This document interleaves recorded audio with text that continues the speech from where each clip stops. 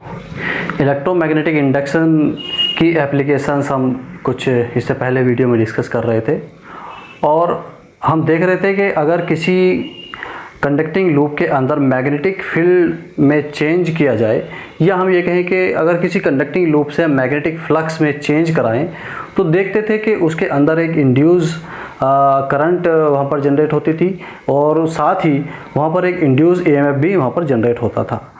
आज हमें electromagnetic induction के इसी को आगे बढ़ाते हुए हमें डिस्कस करना है कि इंड्यूस इलेक्ट्रिक फील्ड यहाँ पर क्या होता है।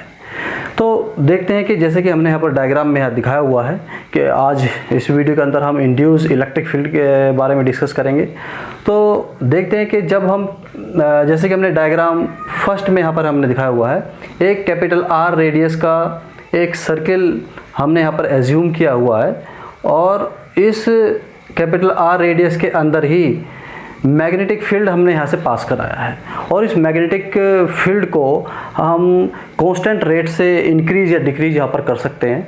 तो ये चेंजिंग मैग्नेटिक फील्ड यहाँ पर है और साथ ही एक हमने कॉपर सर्कुलर कंडक्टिंग एक लूप हमने यहाँ पर लिया हुआ है। अगर जिसकी रेडियस स्मॉल आर है, अगर हम मैग्नेटिक फील्ड को कांस्टेंट रेट के साथ यहाँ पर चेंज कराते हैं तो देखते हैं कि इस लूप के अंदर भी एक मैग्नेटिक फ्लक्स यहाँ पर चेंज होगा जिसकी वजह से एक करंट इसमें जनरेट होगी, जैसे कि हमने पिछली वीडियोस में कुछ डिस्कस किया था। तो इस करंट को हम कहते हैं इंड्यूस करंट यहाँ पर होते हैं और साथ ही इसमें एक ईएमएफ जनरेट यहाँ पर होता है जिसको हम कहते हैं इंड्यूस ईएमएफ। तो आज हम डिस्कस करेंगे इंड्यूस इलेक्ट्रिक फील्ड भी यहाँ पर क्या होता है। This is the another application of electromagnetic induction.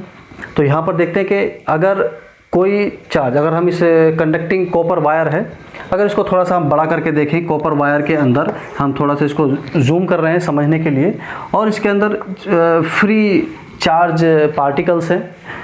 हम इनकी जो रैंडम मोशन होती है उनको डिस्कस नहीं कर रहे हैं। अगर यहाँ पर इसके अंदर एक इंड्यूस करंट यहाँ पर फ्लो हुई है, यहाँ पर इंड्यूस ईएमएफ भी है, तो एक तरीके से ये चार्ज पार्टिकल अगर मूव कर रहा है तो एक इलेक्ट्रिक फील्ड की वजह से यहाँ पर मूव करता है।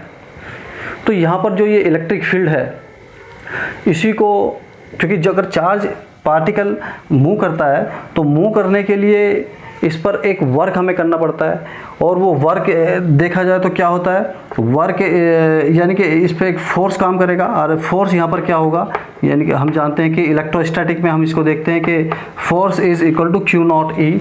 Q naught is the test charge, या जो चार्ज पार्टिकल है किसी भी कंडक्टिंग कॉपर के वायर के अंदर, और इलेक्ट्रिक फील्ड में जब वो किसी मूव करता है तो उस पर एक इलेक्ट्रिक फोर्स वहाँ पर काम करता है। यानी कि जब कोई चार्ज पार्टिकल किसी कंडक्टिंग वायर के अंदर मूव कर रहा है तो वो एक इलेक्ट्रिक फील्ड की वजह से मूव करता है। इस इलेक्ट्रिक फील्ड को ही हम इंड्यूस्ड इलेक्ट्रिक फील्ड बोलते हैं। अब हम ये समझेंगे कि ये इंड्यूस्ड इलेक्ट्रिक फील्ड और जो इलेक्ट्रोस्टैटिक इलेक्ट्रिक फील्ड है उसमें ये वही है या ये उससे अलग है, या आज हम इसको यहाँ पर डिस्कस कर रहे हैं। तो देखते हैं कि साथ ही इसके अंदर एक इंड्यूस इलेक्ट्रिक फील्ड भी यहाँ पर काम करता है।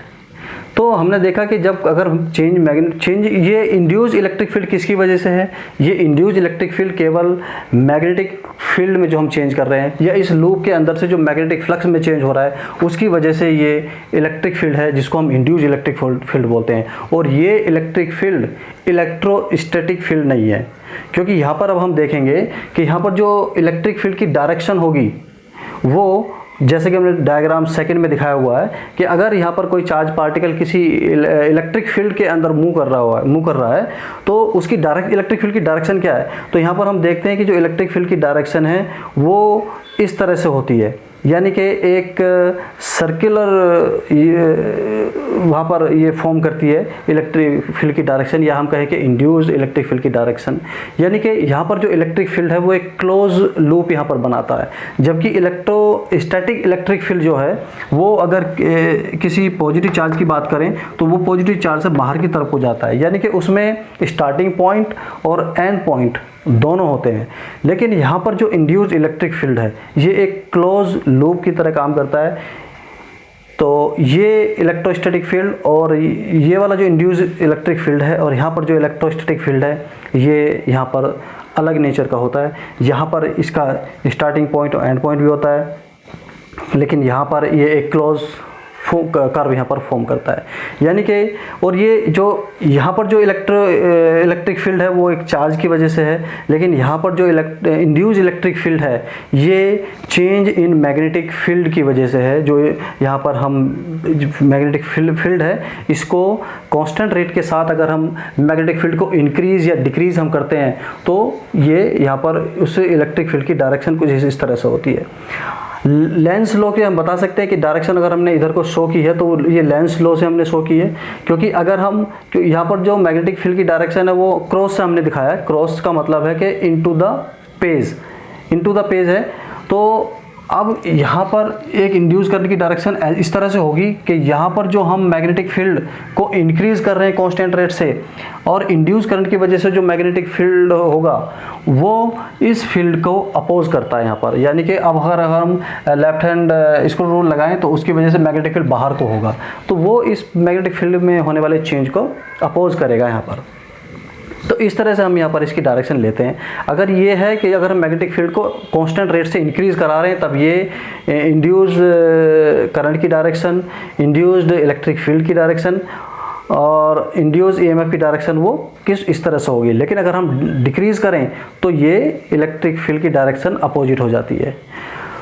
अगर हम ये कंडक्टिंग लूप यहाँ पर ना भी रखें, इलेक्ट्रिक फील्ड यहाँ पर एक तरीके से की प्रेजेंस यहाँ पर होगी।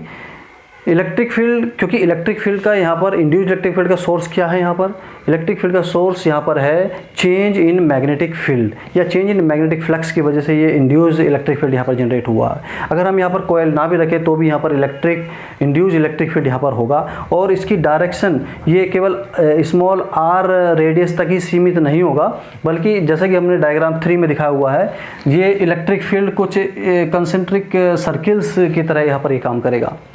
तो ये इंड्यूस इलेक्ट्रिक फील्ड है।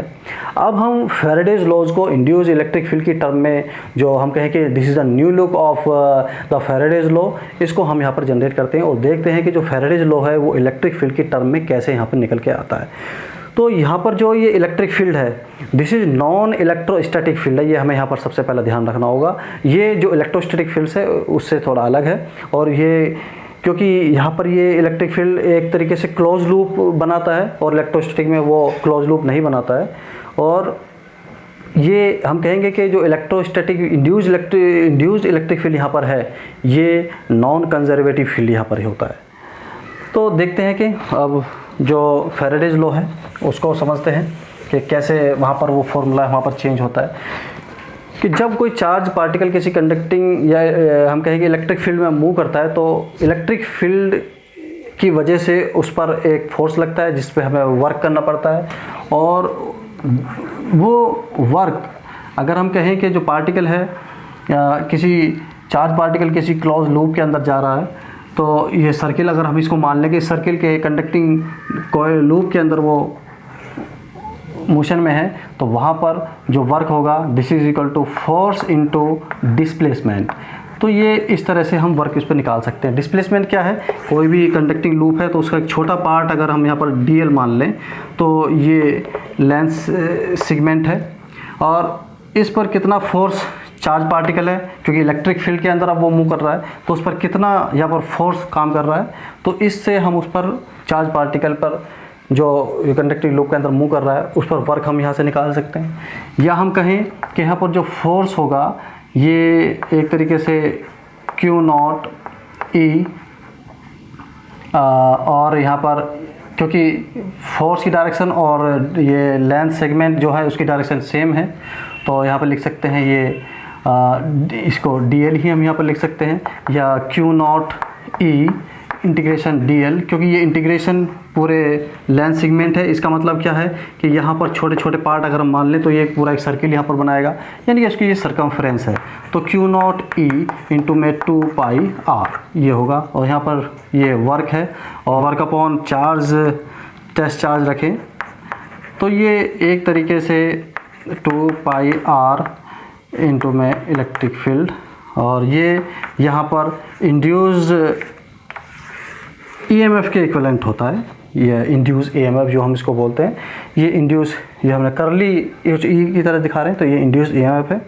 तो ये इंड्यूस ईएमएफ को हमने इलेक्ट्रिक फील्ड के साथ इसमें हमने यहाँ पर दिखाया हुआ है।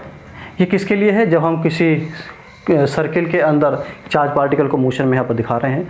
ये एक्सप्रेशन सभी क्लोज लूप के लिए वहाँ पर हम अप्लाई कर सकते हैं। और अगर किसी फॉर क्लोज पाथ के लिए अगर हम देखें, फॉर क्लोज्ड पाथ के लिए अगर हम अप्लाई करें तो इसको हम लिख सकते हैं कि यहाँ पर जो ये एक्सप्रेशन होगा, this is induce EMF will be equal to for close curve that is equal to E dot D l. इस तरह से हम इसको फॉर जनरल वे में अगर लिखें तो फॉर क्लोज कर्व के लिए हम इसको इस तरह से लिख सकते हैं।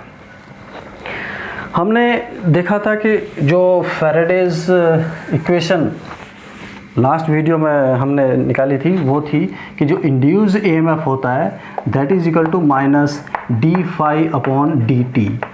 Rate of change of magnetic, यहाँ पर ये फ्लक्स होता है। इसको अगर हम इसके इक्विवेलेंट यहाँ पर रखें तो देखते हैं कि integration for close loop E dot D L is equal to minus D phi upon D T. तो this is the new look of Faraday's law. हम तो यहाँ पर देखते हैं कि जो फैराडे लॉ है वो जो चेंज इन मैग्नेटिक फ्लक्स है वो कहीं ना कहीं इलेक्ट्रिक फील्ड के डिपेंड कर रहा है। तो यहाँ पर जो इंड्यूस इलेक्ट्रिक फील्ड है वो किसकी वजह से है? ये केवल चेंज इन मैग्नेटिक फ्लक्स की वजह से है। तो ये इलेक्ट्रोस्टैटिक फील्ड नहीं है। इलेक्ट्रिक फील्ड की टर्म में जो फैराडेज लॉ है वो इस तरह से यहाँ पर हम देखते हैं। तो this is the new look of Faraday law.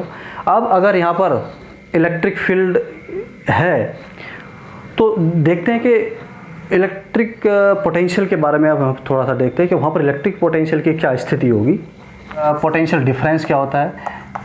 We यहाँ पर ये potential at final position and potential at initial position and this is equal to integration E dot D L.